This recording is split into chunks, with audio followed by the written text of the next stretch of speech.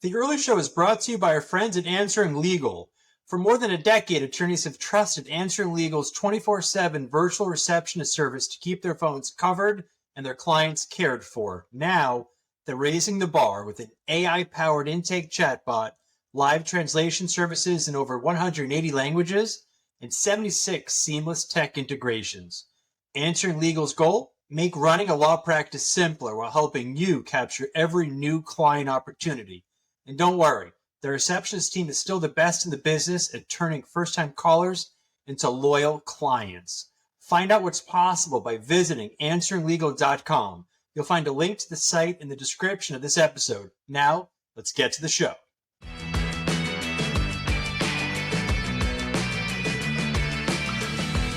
Hi, everyone. Welcome to another episode of The Earley Show, sponsored by our friends over at Answering Legal. I'm your host, Chris Earley. And as you know, on this show, we always bring you the very best and very brightest in the legal industry. Today, we have a real treat. Mr. Gyi Tsakalakis. He's a rock star in the space. He's a good person. He is putting a lot of good into this industry, which we always need more of. So Gyi is a positive force for good. And I wanted to have him on the show because he's, in addition to being a good person, he gives a lot of value to lawyers. Now we can get more cases and market ourselves digitally more effectively. So Gyi, what's up, my friend? How are you? Chris, that was a great intro. I'm honored and humbled, and great to see you on this beautiful Friday, although we're not doing this live, so I don't know if it'll be out on Friday when you publish this. Well, maybe it'll be a Friday, but we're getting together today. It's mid-April. I saw you. We had a nice conversation at the Great Legal Marketing Summit back in October. And I was on your podcast, which I want to talk about. We'll talk about your upcoming conference with Conrad. But I want to kind of start from the beginning, obviously you're a licensed attorney. I'd like to just, if you could start at the beginning, kind of where you grew up, what mom and dad did, sort of influences on you that sort of led you on this path to what got you here today. Sure. I'll give you my short-ish origin story. So I grew up in Southeast Michigan. I'm actually back and moved. I was living in Chicago for a long time. A lot of people that know me professionally always mistakenly put me in Chicago, but I was there for 15 years. But I'm back in my hometown, yada, yada family. Yep, my mom's here. And, talk about big part of my origin story is my mom. I was raised by a single mom. My parents divorced when I was 5, and that certainly shaped me. I was the oldest of 3.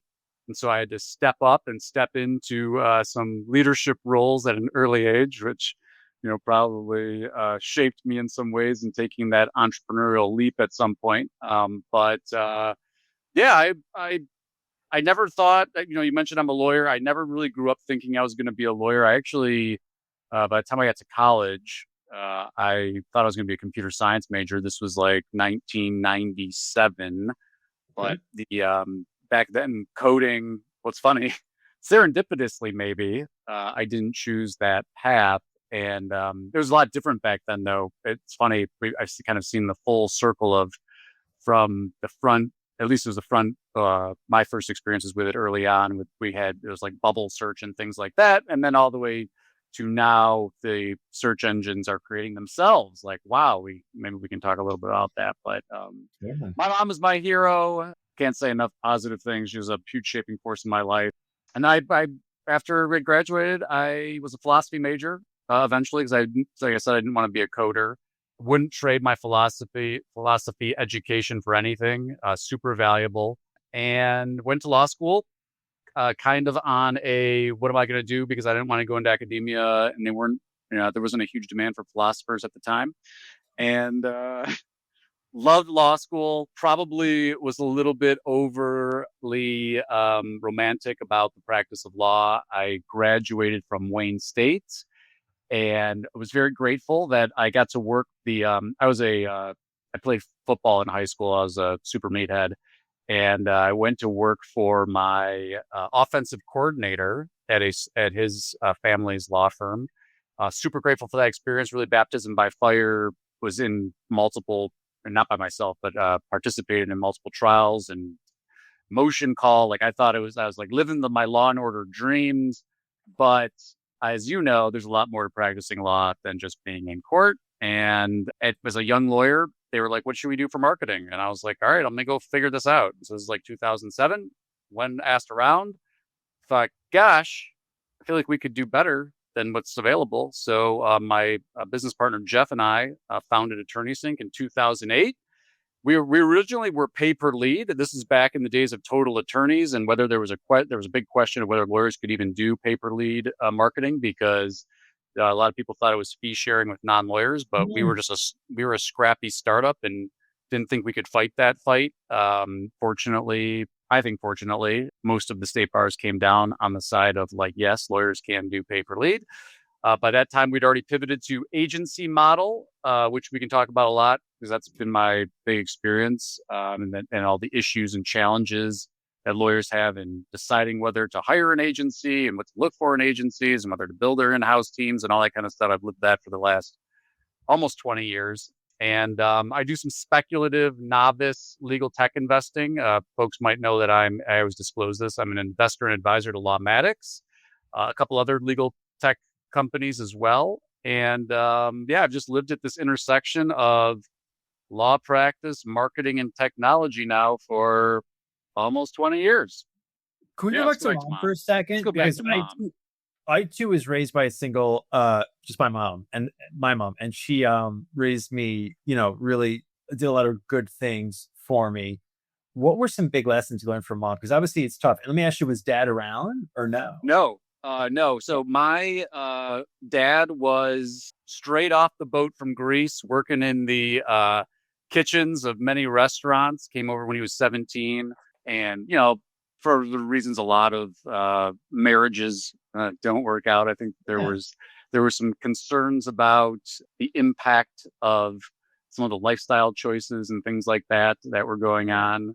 Not to besmirch poor dad, but no, he was not part of my life. I mean, I saw him probably 4 or 5 times post divorce, at least in my recollection. I could be getting that wrong, but he was not around. It was all mom all the time. Okay. And she was, my guiding everything. And I'm aside from just being a great mom, and you asked me what she taught me, I think the two things, and then I try to pay this forward to my own kids now. But one is really just unconditional love, which I think is so important for this human condition. Yeah, everything's built on that, and I'm fortunate that she gave me that, and it's been a solid bedrock for me. It's a source of a lot of my confidence, but maybe overly confident sometimes. And I would say the second thing, and it's funny because and getting into my philosophy a little bit here, but I identify as a Stoic. Even though I know that that's like the super bro Stoic world happening right now. But I truly, Stoicism has been so impactful. But anyway, the lesson that I learned, and really from both my parents, but even from my dad in his absence, was forgiveness. And I think that forgiveness is such an important part of my journey. And I was fortunate that I was able to forgive my dad, because I think he had harbored a lot of, just regrets. But it was for me. I mean, having the opportunity to forgive him was really, really valuable for me. And so I would say that was a very long-winded way of saying, I would say unconditional love and forgiveness were two of the values, but really so many. I mean, we could sit here and talk about the values my mom taught me all day. Yeah. Well, I'm interested. I always ask about this at the start because it's like those stamps that were put on us, a lot of times they are imprinted, and it's like becomes who we are. I just was raised by my mom. There's no male influence. I don't know if that's good or bad, but like I had to witness her deal with adversity. Right. And I'm sure you did too, because it's like they're doing 2 jobs at once. I'll probably tend to 5 jobs at once, how hard it is to raise a child, let alone multiple kids. Right. So I think clearly you and I have that in common, witnessing strong women, raise strong kids. Absolutely. We had, I'm not embarrassed or ashamed to say, we had Abraham Lincoln nights, as my mom called them, but couldn't pay the power bill. So power goes off and you're living like Abraham Lincoln did. Yeah. And so, but again, I think, and again, just my experience, everybody's got their own journey. I know we've talked about this in the past. Totally. I look at it like, and fortunately, I think I look at it as fortunately, but it's all about how you respond, right? It's all about, you go through this stuff, and again, gratitude is the thing. Like, even though we had these times that I think, even going through them, I'm sure that there were nights of a lot of fear and potential anxiety for my mom, raising 3 kids by herself. But gosh, Mm. I am so grateful for that part of my journey. I mean, Totally. it has shaped me so much. Even a lot of our company values. Like, when I read when one of our values is integrity, which I think is like a table stakes value, but Mhm. like, that's my mom. Like, so thanks, mom. No, good job, mom. No question.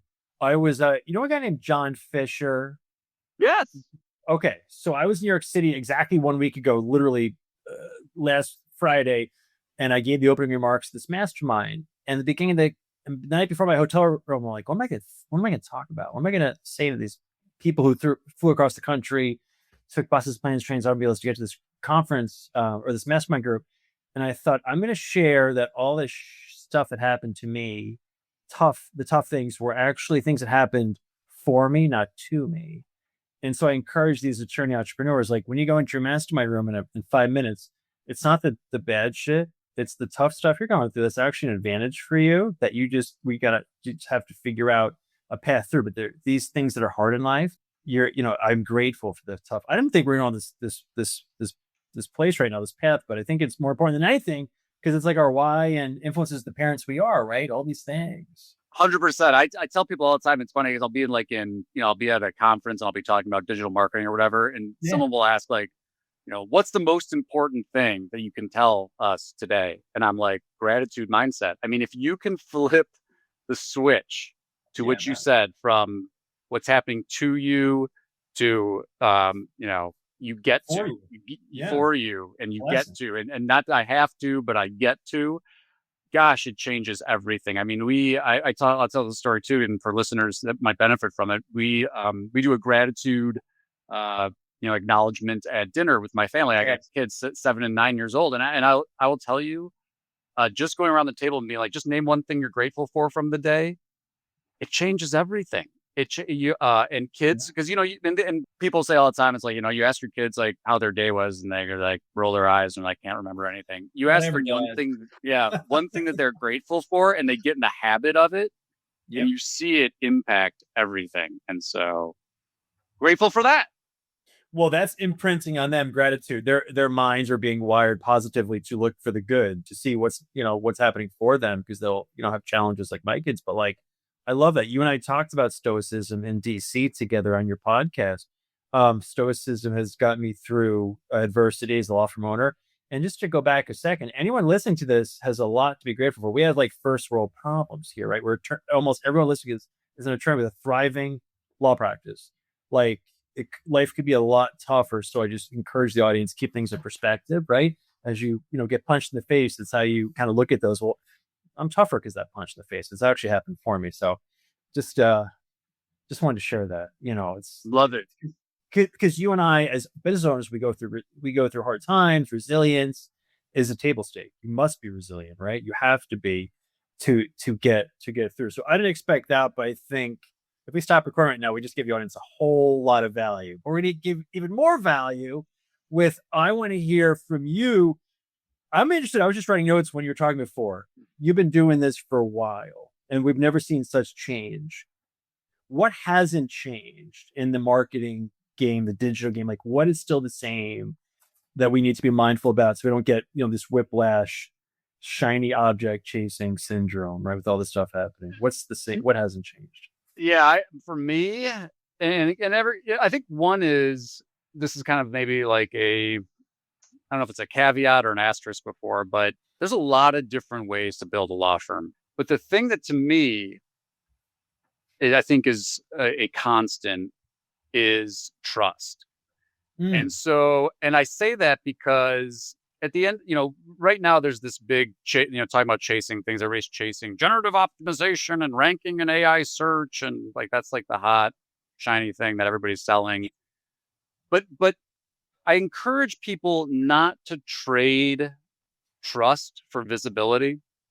And like specifically what I mean by that is like there's a lot of things you can do to get attention. There's a lot of Yeah. things you can do. You can jump up and down, P.T. Barnum, Edward Bernays. There's all sorts of things you can do to get attention. And the digital world will reward you for the Right. look at me, look at me. But when someone, especially in the context of like personal injury, when someone has to make a decision to hire you for potentially like the worst thing that's ever happened to them, I would just encourage you to remember that there you have to earn that trust. And that earning that trust, like that's the thing that's never going to change.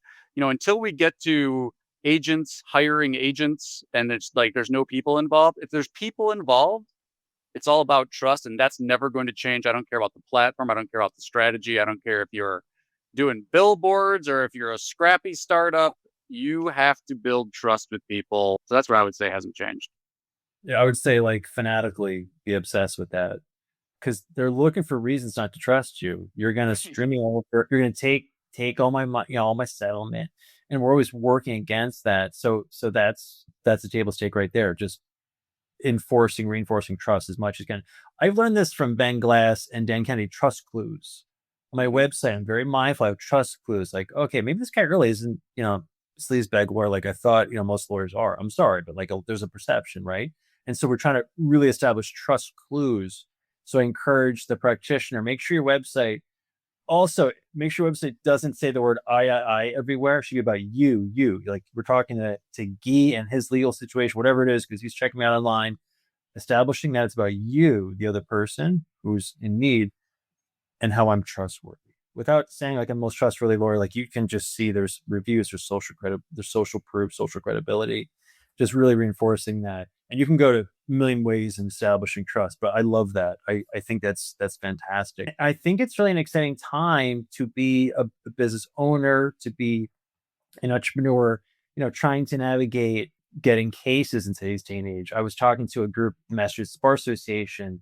It wasn't really a digital crowd, more just like a white shoe law firm, ivory tower kind of crowd. They didn't really have to worry about generating business. But I said, listen, like whoever here is trying to generate business, there's something I just read about called like zero search, right? Which is where like people are Googling, but not clicking on anything. So I just wanted to share that because I think that was fascinating because you obviously want to appear. All right. So we're focusing on trust, but we also need to be found. All right. So a lot of attorneys on this, some are broke and some are freaking filthy rips, and some are in the middle. Like we all have different levels of resources. What are some things we should all be mindful about to be visible on search and how it's evolving? Like, what are you seeing?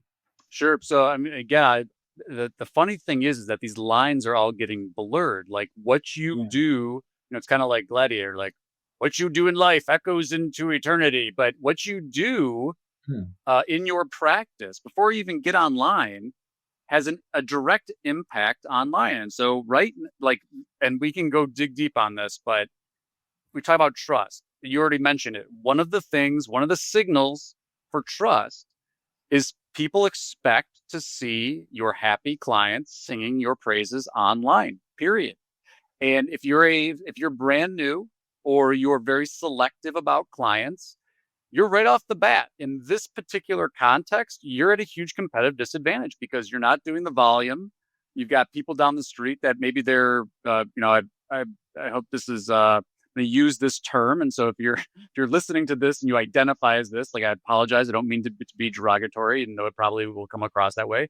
If you're a mill that's doing volume, settlement mill doing volume, you have a huge advantage because you've got more bites at the apple to get these reviews. And so what I would tell people though is that focus on the experience of everybody who touches your brand. Of course, have systems and processes to guide people, but you've got to find ways to inspire people to leave reviews, as you use your word, trust clues around the web. And right now, like it and not like it, there's reasons to hate. This is the way that it is. It's a mostly Google world. So if you're listening to this, you want some tactical advice and you're brand new to this, you never use the internet. And even if you don't plan to use the internet for case generation, at table stakes is Google Business Profile. It's free. You go to Google, google.com/business. Just search for Google's business profiles. You know, fill out all the information you possibly can in your profile, claim your profile. And when someone has a good experience with you, make sure you make it easy for them to know, like, hey, our business relies on referrals and testimonials and reviews. And if you have something nice to say, we'd love to have a review. So to me, and that's all free. I say it's free, but it's actually really hard, and it takes a lot of work because you gotta deliver that experience. Yeah. But that's where I would start. And then another thing that's completely free, and again, it goes to this very point of trust and trust clues, is social media, right? Yeah. This is an opportunity this is not again, a lot of different ways to do this. But if you're brand new and you don't have a lot of budget, I tell people, carve out an hour a month, sit down and record, and you want to use AI to interview you, get interviewed, get interview style works well for people. And take that recording, talk about the things we're talking about. Why do you do what you do? Who do you help? How do you help them? Why are you uniquely qualified to help? Why should someone choose you versus maybe a billboard lawyer in town? Or why should they choose you versus somebody else? Talk about how you do things. Talk about your why and all this kind of stuff. Clip those up and distribute them everywhere. And again, that stuff is, so the reviews, your social clips. If you're a writer, go write. Hop on Substack and go publish. These LLMs, these machines, they're sucking all this stuff up, and then they're trying to make sense out of it. And the more that people are talking positively about you, the more that your expertise is unlocked in all of these different places, the more likely you are to show up. Hey everyone, it's Chris. If you ever have a personal injury case here in Massachusetts that you can't take on, or just want to refer out to a trusted firm, my team and I would love to work with you. Since 2004, I've only practiced personal injury law, and my team and I pride ourselves on handling referrals with transparency, good communication, and care for your client. And if you're not already getting it, head on over to practicetipoftheweek.com, practicetipoftheweek.com to join my free email list. It goes out to hundreds and hundreds of lawyers each and every week with actionable marketing and practicing tips. Thanks for listening. I look forward to collaborating with you. All right. So we've been talking about table stakes, right? Getting your Google My Business in order, right? Getting the reviews, trust clues we've talked about, just establishing authority, trust, legitimacy, no matter where you are in your journey. I want to ask you, what are some mistakes you see us lawyers make a lot that you wish you could just wave your magic wand and make it go away? Like, what are some things that we do and we should stop doing if we want to succeed in this new frontier? Oh man, I love this question. There's so many ways to answer it. The first thing, and this picks up kind of like on what we were talking about a little bit earlier, which is trading trust for visibility. We feel all this, and again, everybody, like you mentioned, everybody's at different stages. I don't know if your listeners are in different practice areas, but as PI competitive, man. They whether it's national players, private equity, cost per acquisition of clients, cost per case, it's going through the roof, especially in these what we would call like category non-brand context. So like, in Google, that's like searches for car accident lawyers. And so, you think about SEO and now GEO, we can talk a little bit about that, or ads.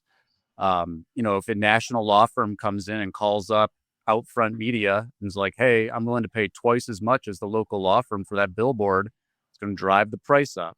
And so there's this feeling that you're like, should I compete with that? Like, I feel like I got to compete with that. I got to spend more money. And maybe that, depending on where you are in your journey and your growth objectives and the market that you're trying to capture, like maybe those are things that are on the table for you to make a bigger investment, which coincides with my second biggest issue. So I guess my first one is, you don't have to compete with those folks if you don't want to. And I'll talk about that in a second.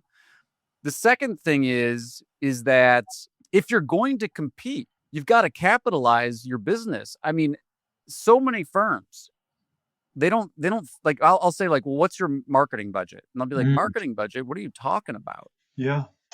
And I'm like, well, what are your growth goals? And they're like, what are you talking about? We just do good. We're just great lawyers. We do good work, head down, happy clients sing our praises and refer us business. And I always say this, I'm empathetic. I'm like, look, if that's working for you, great. However, what I've seen over almost doing this 20 years, if you think like that, what happens is like, you're not even maintaining, you're going to contract. Right. You're not nurturing those relationships. You're not staying in touch with former clients. People need nudges. They need reminders. Everybody's attention's on other things. And so if you're not showing up in your community, if you're not showing up in their feeds, if you're not showing up in their inboxes, if you're not showing up in text messages, they forget about you. And so undercapitalization, I would say, is the second biggest thing. And then the third, and this has been this is my soapbox right now. And I'll admit, we started out, we were an SEO only agency when we started. And my message to everybody right now is diversify as fast as you can. And if you're over reliant on Google, if you're over reliant on ads, if you're over reliant on any single channel, now is the time. I mean, the time, real honest, just to be completely frank, and I hate trying to fear monger here. I really do. No, yeah. But yesterday was the best time. Today's the second best time. We partner with Near Media. They do this market research. They do consumer surveys, and they do user behavior testing. They watch people people opt in to like participate in the behavior test, and they observe like hundreds of people, doing a search. Like they're prompted with like, hey, if you were in a car accident and you needed to find a lawyer, like what would you do? And, you get to see them, like you get to see what they type into Google. You get to see what they type into ChatGPT. Again,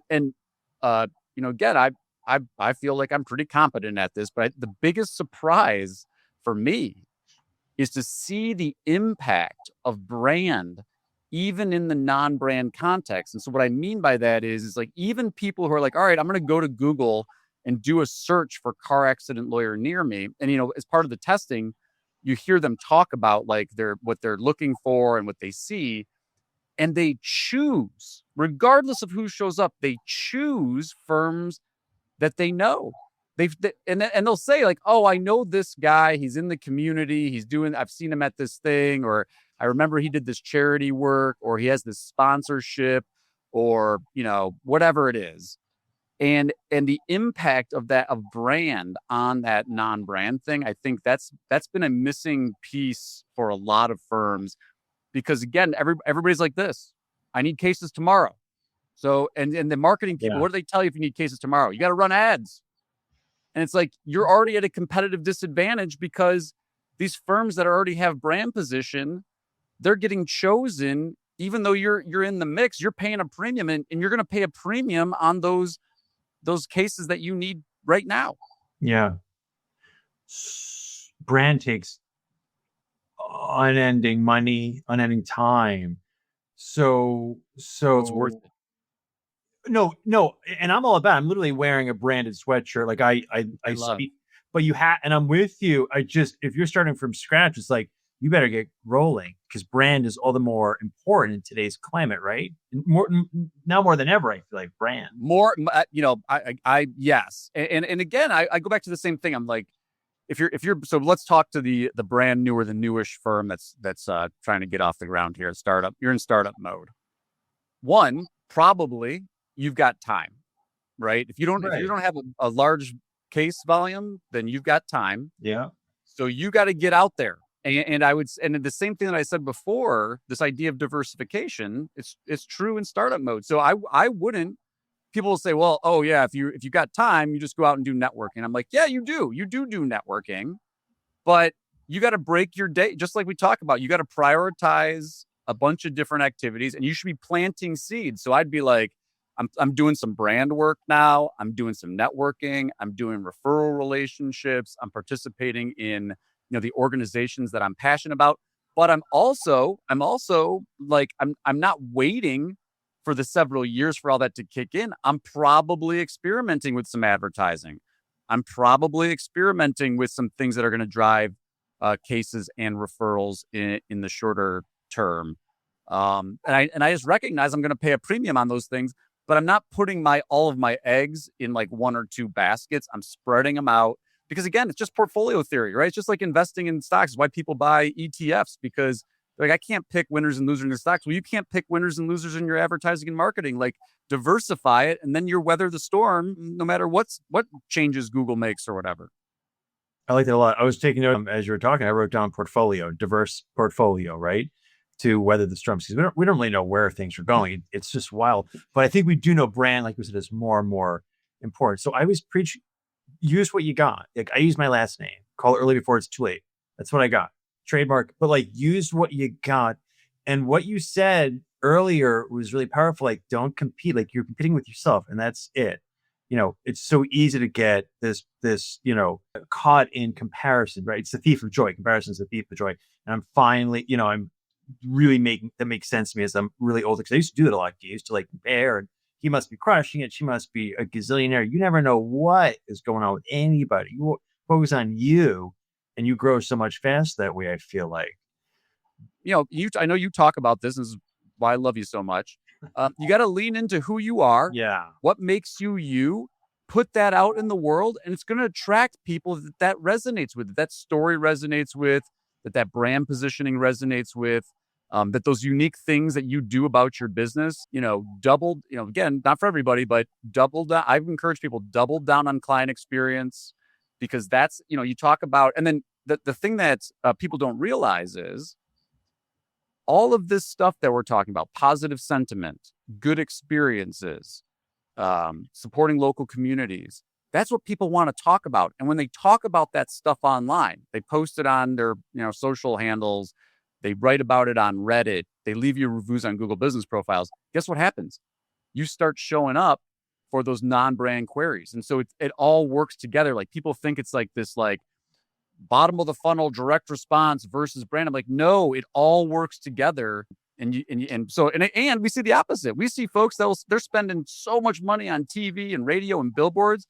Then you search on their name and they got 3 stars because they're like, firm doesn't answer my calls, like, dropped me in the middle of my case, like, blah, blah, like that stuff that you can't trade trust for visibility. I agree with that. And so, we talked earlier, the theme of our discussion today is really trust, right? And that doesn't really trust. It's all about that. Like, no matter who you're hiring, a dentist, mechanic, like, can I trust this person? And let's not like conflate. Let's not make this, complicated. That's all it comes down to. So I want to share with you sort of like what I'm doing. I would like to get your take, because you're kind of talking about this, I think. But so I think the barrier, we talked earlier, cases are getting more expensive, but the barrier to entry to be a player, get cases is low as relates to social. I'm leaning into this. I'd like to know your thoughts. You kind of talk about this before, mentions. Like, I am producing just a shit ton of content. Now on LinkedIn, I'll drop my name, like, hey, I'm in my post, because these mentions, these breadcrumbs, right? Because I look at Google like this hub and spoke. Like, I think Google's still in the center, but everything sort of channels to and out of Google, right? And so really trying to lean into LinkedIn. Everyone on this call, you should be on LinkedIn. You should be posting a few times a week. Company page, individual page. But like these mentions, I stole this from you. I heard this talk about this on a podcast. Alert Mouse helps you find mentions of Gyi and Chris online, right? And so I love that. So if I see something, it's so obscure, but it's kind of cool. Like, so anyway, like, be known. Your knownness quotient is a big deal today. I feel like, how known can you be? Sponsor the Little League team. I was talking about that. Get on LinkedIn, go on Instagram, post YouTube shorts, I tag my slogan. Could you talk about how you look at social and what we can do to really leverage our knownness and get on Google more and more? Distribution is the game. And so again, you talk about folks that are in startup mode. Yeah. You got time. Sit down, record yourself, clip it. I like to script, like a tactical. I like to script for video editing, but Riverside. A lot of these. This is one of the, because we haven't really dove into like how to use AI here, but this is one of the contexts that AI is great. Video editing, adding captions, right? I mean, you take video. We used to spend so much time and money editing videos, and now like to be able to sit down and spend. I tell. This is just one way to think about it. You got to figure out what resource you want to deploy against it. But I would say at a minimum, I'd be like once a month, sit down for an hour and record. And you know what? If this is uncomfortable for you, maybe you just have a friend interview you, or maybe you can even use AI to like, what kind of questions, blah, blah, you can do all that kind of stuff. Record for an hour. Drop it into Descript or StreamYard or Riverside, and push the AI generate some clips for me. Put captions on them, and distribute them everywhere you possibly can. A couple points on distribution. And this is kind of like how I think about the AI thing. So I love AI. I use it all the time. I do not copy and paste responses from prompts right into AI. What am I trying to do? I'm trying to find out like what is it about this thing that we're talking about, or that I'm talking about in the clip, that's unique to me, that I can share something from my experience personally that nobody else can share, because that's what the search people will call information gain, right? It's stuff because everybody can write 10 things to do after a car. There are 17 million pages about 10 things to do after a car accident. Everybody that's just noise. And it's noise. Yeah, there might be more. There's more as we speak. There's some getting turned out right now. 100%. But what they can't do is they can't share your story. If you've got a specific story, a specific experience. Now, again, we're lawyers. We know we got client confidentiality things. Don't let that be an obstacle for you. You can tell a story and keep and protect confidence, but the more unique experience that you can add. And the other thing too is leverage your relationship. And leverage is even the wrong word. Include other people that are part of the story in your posting. So, after we do this is this is an example. Use a real world example. You and I are having this conversation on the Earley Show. Yeah. I'm going to take these clips and I'm going to tag you and I'm going to tag your firm when I go and post about this online. And so the people that follow me, they're going to see you. You're going to get notified on LinkedIn that I tagged you. And you're going to be like, oh, Gyi's talking about me over here. I'm going to go over there and be like, hey, Gyi, great conversation. Great to see you. Do that in your local community, not necessarily with your clients. Maybe it's other business leaders. Maybe it's other small business owners. Maybe it's other people that support your local community. Maybe you're passionate about some cause. And so you're tagging the people and the organizations that you support in your local community. That's a really important thing. And like, as we sit here and talk about it, I think a lot of people would be like, well, duh, of course. But the problem is that everybody's trying to race for efficiency. So they're like, oh, I'm going to use buffer and I'm going to cross post this on all these platforms. But guess what happens? Nobody gets tagged. The hashtags are broken. No one's getting notified. Yeah. And so you're turning into this like more noise. You're adding to the noise just like everybody else. I like that a lot. I'm writing down distribution optimization, if you will, just like full attack, just right? Because I'm going to do the same thing for you. I'm going to tag AttorneySync, tag Gyi, right? And so I'm a big believer in getting in front of other people's people. Now you're cross-pollinating because you and I have big-ass networks. So you put those together and it's like the mathematics are very favorable for us, right? Because it just hits so many freaking people. And then we meet new people through that and they get to meet us. So I think that's wonderful. Just curious, like, I think we've touched upon it, but like we all want to be found now in the AI search results, right? The things, have we not covered all the things we should be doing? Is there anything else that comes to mind to increase that visibility? Or is it just like your mentions, even the Avvo, Yelp, all that stuff? I'll give you my 30 seconds on the SEO, GEO, AIO, AEO world. I've been framing it like this. It's really just a reprioritization. So first, because if anybody's listening and they're a digital marketing person, like, Gyi's full of it, he's wrong, it's all different. And I'm like, look, there are some essential differences, right? This technology is essentially different, fundamentally different than traditional search, 100%. However, most of the research, and again, not my research, but the people who do this, like for enterprise and major publishers and people that are spending billions on this stuff, they come away with a couple of the same things. The first thing to keep in mind about it is that there's a huge overlap between all of the things that we've traditionally thought about from an SEO perspective that apply to, quote unquote, GEO. And when I say GEO, for folks who have no idea what I'm talking about, is generative engine optimization or agentic engine optimization as we move into like agent world. And there are some things that I think that are worth calling out. Let's call this out. Like there's a Andre Karpathy who used to work at OpenAI. I don't remember who he is now, but he's like one of the people that helped create this stuff. And he has this 3-hour video deep dive on YouTube. It's been viewed by several million people about like how the LLMs work. And so if you want like a foundational understanding, go watch that video. But essentially, these machines have this training data, and the training data is the web. And so they're going out and they're looking for all. You mentioned mentions, and they're looking for Chris Earley and Gyi Tsakalakis and our business names, and like where are they showing up, and what's the context in which they're showing up? Are people talking about them? Yeah. Well, guess what? That's the same digital PR we've talked about in SEO for time out of mind now. And I'm the links guy, so like I might have over focused on links, which I think still play a role, but like not the same way in this technology. But it's digital PR. It's those mentions getting talked about. I think the major difference that we might think about here is one, and you alluded to this, you might reprioritize some platforms that you might not have thought about before. So if you see like if you're, and I would encourage you can do this for free. You don't have to go pay several $1,000s a month to do prompt tracking. You can go in, log into an incognito browser, and go see, do the typical searches that you would do in an SEO context, and see what citation sources the AI platforms cite. And I'm going to tell you what you're going to find. You're going to find a lot of legal directories. It's like the revenge of the legal directories. Oh, yeah.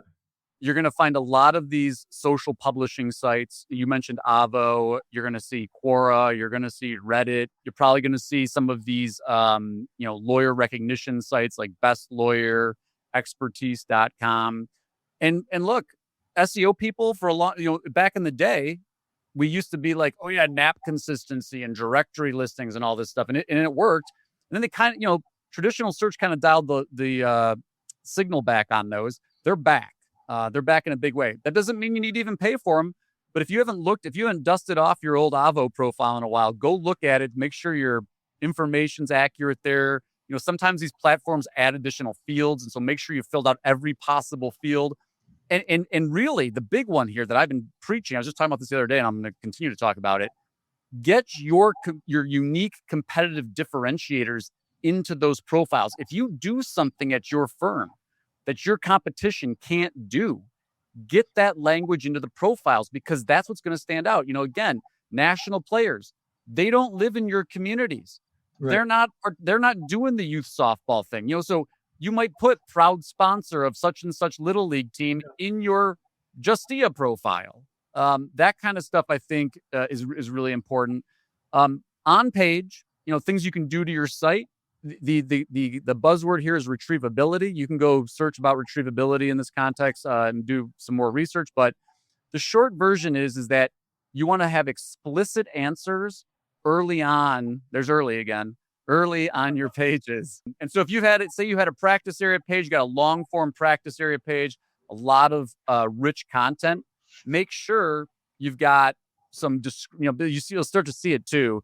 You're going to start to see some of these people are doing summaries or like, kind of like, more explicit 1-2 sentence answers at the top of pages. I think that can't hurt. People talk about LLM TXT files, which is supposed to be like the file for the machine to read. I think that's a nice to have. Again, unfortunately, people are taking advantage of the information gap. And so they're like charging people thousands of dollars to create these LLM TXT files. You can go to Claude and be like, go create me an LLM TXT file, get a sense of it. I think it's a nice to have. I don't think it's essential. I don't think it's moving the dial all that much. What moves the dial? Reviews, mentions, positive sentiment. Remember too, on Google, at least, like Google, even though they do have a an AI component, it's still grounded in search results. ChatGPT is still grounded in search as well. And so you see a lot of overlap. So the reason I say that is because like there's been this whole thing like links are dead and blah, blah. And I'm like, not what I'm seeing. Yeah. And so where you can get links, I think it's still valuable. But, I'm always like focus on local. I mean, that's a lot of our clients. That's why I keep coming back to this.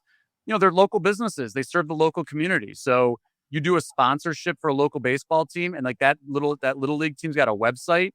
If they have a sponsor area, or if you build relationships with local journalists, the journalists have all been trained now not to link out because all the SEO people have told them don't link out. So that's a tougher sell. Another one that comes to mind on page, if you haven't done this already, make sure you've got a bio page, your attorney bio page, and make sure that when you write stuff, you're linking back to your attorney bio page. I mean, so many law firm websites, they create a WordPress website and the default user is admin. And so you go to that page and it's like written by admin. Well, that's not telling the machines anything about who wrote this. All that good sentiment and mentioning of your name as an author, as an expert, like you had mentioned it on LinkedIn, like do that on your website too. Make sure you've got bylines that link back to author pages. Google's got all sorts of documentation about how to mark this kind of stuff up too. But they recommend it. For listeners that this is new to, go search for what's called the helpful content guidelines on Google. Google gives you a whole content self-assessment. You can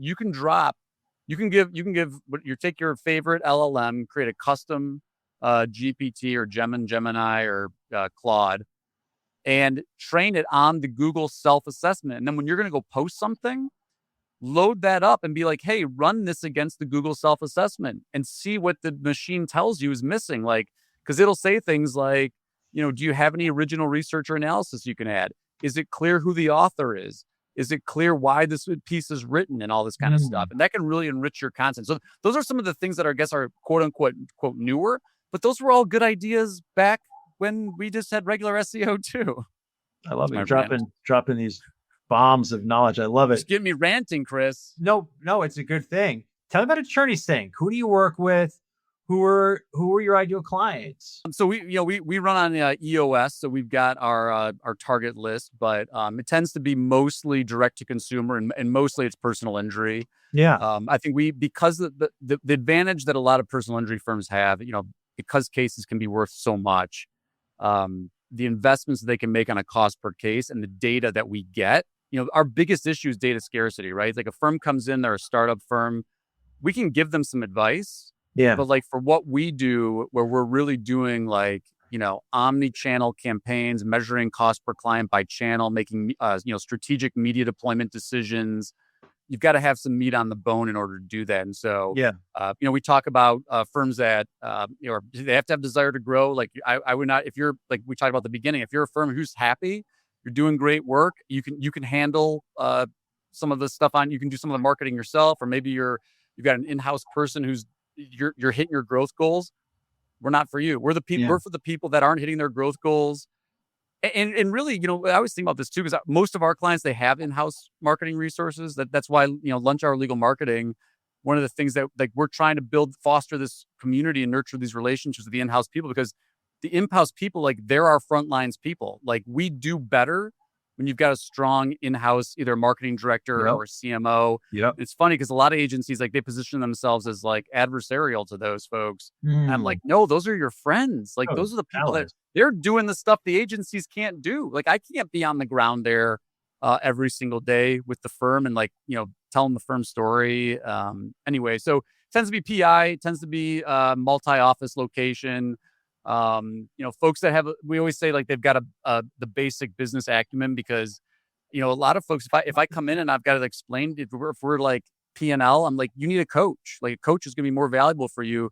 Like we're strategic, we're execution, we're accountable every single month for like, what did we do? Why do we do it? How is it improving the firm? And we have to be able to communicate that every month. So we need clients that can understand how that language goes.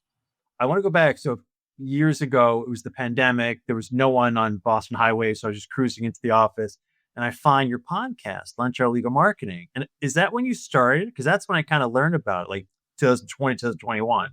When did it No, start? I actually inherited. So Lunch Hour Legal Marketing is on the Legal Talk Network. Yes. And Jared Correa, I Yes. don't know if you know. Massachusetts. Yeah. Up the road. Yeah, right. Yeah. So Jared actually, it was his brainchild long time ago. And then he moved on to other things. And so he's like, Gyi, you want to do this? And so I took over as a host of it with someone that worked at AttorneySync, Kelly Street, a long time ago. She moved on. And then one day I was like, and I'm not remember, they're always asking me like what year this was. I want to say it was before 2020, maybe 2018, something. Yeah. In any event, they're like, we need a new co-host. I'm like, I got the perfect guy. And so I Conrad Sam from Mockingbird, who's a competitor, I met him back when he was CMO at Avo, 2009, 10, somewhere back then. Old school. And we've developed a great rapport. And like, I think some people like they're there, and we do give us a little bit of credit. We do talk about some technical marketing things. But, my thing is I want lawyers to know what they're getting themselves into when they start entering into this marketing world, because, no one goes to law school with marketing background most of the time. And there's folks getting taken advantage of. And we're just trying to bring more transparency, more education, and have some fun while we do it. Well, clearly you guys are having fun. I even like the intro, the hip hop kind of intro is just different. But like you're two authentic guys actually trying to help people. And that jumps off the page. So We're trying. And some days, man, I feel like it's a losing battle. Because again, we still get these calls where it's like, people don't own their assets. They don't own their websites. They don't own their content. Oh, come on, man. All sorts of just nastiness. How could you get in that position? But anyway, I'm like, and again, I say it like, you're a lawyer, read your contract. And it's like, I'm busy, man. I'm busy. Anytime you're going to work with anybody, define what success is going to look like in advance in business terms, not in like marketing gobbledygook. Full transparency. They had to have full transparency with what they're doing. Remember, lawyers should know rules of professional conduct. You're on the hook. If they do stuff that violates the rules, you're on the hook for that. So full transparency. I want to know who you're working with, right? Are you working with the firm down the street? Again, there's big fights about this because like some of my worthy rivals will say like, oh, exclusivity doesn't matter. I'm like, well, hold on a second. If you find that this firm, you're working with both firms in your area, and you find that this one firm is doing something and it's harming your other client, that's called a conflict of interest. That's why there's plaintiffs' attorneys and defense attorneys. You can't be on both sides of the V.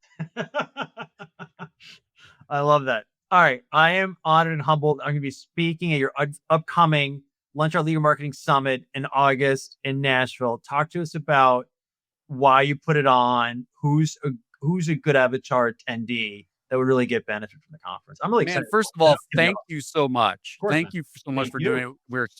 We are so pumped. I as you can getting a sense, and your listeners are getting a sense, I'm very long-winded, but the conference ecosystem is totally broken. It's pay for play. Conrad just sent me this thing. It's like $50,000 to speak for 30 minutes or something. 50 grand. Because again, my friend, we are dealing with the same issue. We got private equity coming into the digital space here. You got all these legal tech companies. Like they're willing to drop the money on it. Like they'll pay 50 grand. But anyway, but my issue I don't even care. Look, sponsorships, people got to make money. No problem. One, disclose it, tell people, because think about this. You're a lawyer. You hear about this conference. You're like, oh, I assume these people are the experts because they're up on stage. Oh yeah. No, they're there because they're dropping the most money. Yeah. So we wanted to create something different, and so and we want to cure. So we respect what we call the conference ecosystem. It's got to be a great experience for attendees. It's got to be a great experience for speakers. It's got to be a great experience for exhibitors and sponsors. And so what we're really trying to do is to create a space where the in-house legal marketers, the CMOs, the marketing directors, but we welcome law firm owners. We welcome law firm owners too, because sometimes, a small firm, you're the law firm owner, you're also the CMO, you're the marketing director, you're wearing a lot of hats. And so we don't want to exclude those folks, but we're all about it's just marketing. And we're trying to amplify voices that you don't see on all these other stages that aren't able to pay. They're very tactical.